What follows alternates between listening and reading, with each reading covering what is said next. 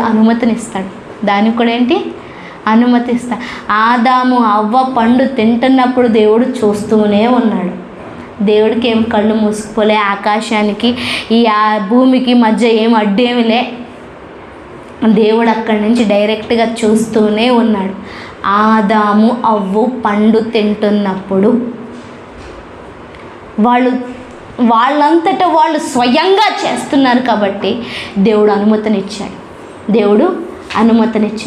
ఆ అనుమతితో పాటు ఆ పాపానికి ప్రోక్షణగా యేసుక్రీస్తు ప్రభువుని భూమి మీదకి తీసుకొచ్చి నల్లగొట్టించి ఆ పాపాన్ని తొలగించాలనే ప్రణాళిక కూడా అప్పుడే